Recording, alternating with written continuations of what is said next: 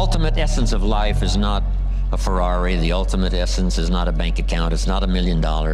It's not being rich or wealthy. Here's the ultimate essence of life: living a good life. Even if you're a person of modest means, you can really, if you wish, go to work on the refinement of your lifestyle so that you can, even with modest means, live a good life. So what are the keys to living a good life? Here's number one: productivity. You really won't be happy if you don't produce. 6/7 of our life was to be devoted to labor and work, to produce a work of art, to produce a crop of corn, to produce a good family, to produce an enterprise. That's the essence of life in its best form. First is to be a producer. What is the reason for the seed and the soil and the sunshine and the rain and the seasons of life and its miracle? What's the reason for all of that? Here it is in a nutshell for your notes: to see what you can do with it. We've got books to read, and we've got classes to attend, and we've got, things to do and things to learn. And if you put it all together, you can have not only your health, but your fortune. Why not see what you can do with what you've been handed? As basic as seed and soil and sunshine and rain.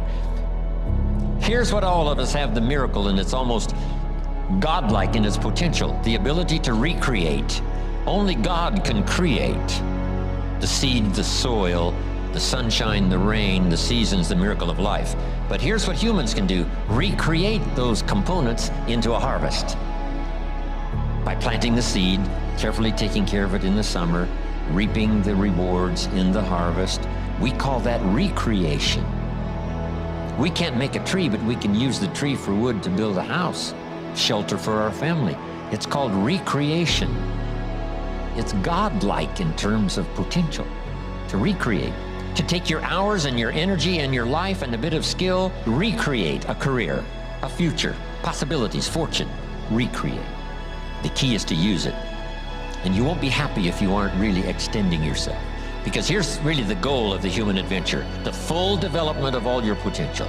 That's the goal, the full development of all your potential. Why not see how far you can go, how much you can earn, how much you can share, how much you can give? Why not see what all you could be, what you could become? That's why at my age I'm still working, traveling the world, doing what I've done for all these years, is to see what else I can become. How much stronger could I become? How much wiser could I be in delivering my message? Why not go for that ultimate challenge? On and on, as far as you can. Take it as far as you can. So number one, living a good life, productivity. Here's number two, good friends. Friendship is one of the greatest support systems in the world. Nourish it, protect it, look after it, develop it to the best of your ability. Friends are those wonderful people who know all about you and still like you, right? You got to have those. Next is your heritage. Keep your heritage alive. That's what's made America great. It's a combination of a variety of heritages from all over the world. For the last 200-300 years, 300-400 years, people have been coming from all the countries of the world to America, bringing with them their gifts. Gift of language, gift of business ethics, gift of government, gift of music, gift of poetry, gift of the work ethic. These gifts were not here, they were brought here. No country has become such a depository of the gifts of the world like America has the last 300-400 years. People coming, bringing gifts. People coming, bringing gifts. And here's one of the greatest gifts you have to bring: your heritage. Customs and costume and style, poetry, language, ways, recipes, music. Keep that alive. Don't pass on the ceremonies that come from your heritage. Keep those alive. That's what makes us great. Now, I love to go back where these gifts came from. I go back to Italy. The last time I was in Rome, I had 1,000 people in my class. Someone said, to whoever was going to introduce me, Jim Rohn loves the music of Andrea Bocelli, the blind opera singer from Italy. So when they introduced me and I walked out to the podium, all 1,000 of these Italians stood up and sang for me one of Andrea Bocelli's songs. It was extraordinary, in true Italian style. Tears and all the rest. So I told my grandchildren later when I got back home, here was the scene. A choir of 1,000 and an audience of 1. How about that? That's unique. But then that reminded me, this is where these gifts came from. The music, the dance, the wine, the ceremonies, the language that enriches us today. So be thankful for all of that and keep your heritage alive. Next is something my parents taught that's lasted me until this day. Here it is, don't miss anything. This is a major part of lifestyle. Shut off the television, go look, go see, go do. Taste the wine, eat the food, enjoy the people. Go to the movies. The best values you can pay for is to go see a movie. Costs what, $10? $100 million to make it and only $10 to see it. Wow. Don't miss the performance, don't miss the songs, don't miss the lyrics, don't miss what's happening. Go look, go see, go do. My parents did this all of my life. Don't miss anything, no matter how small the occasion. Go look, go see, go do. Experience life. When my father was 93 years old, before he died, if you would have called him at 10:30, 11 o'clock at night, he wouldn't be home. He's at the rodeo. He's watching the kids play softball. He's at church. He's at the performance. He's somewhere every night, age 93. My parents not only taught it, but they lived it.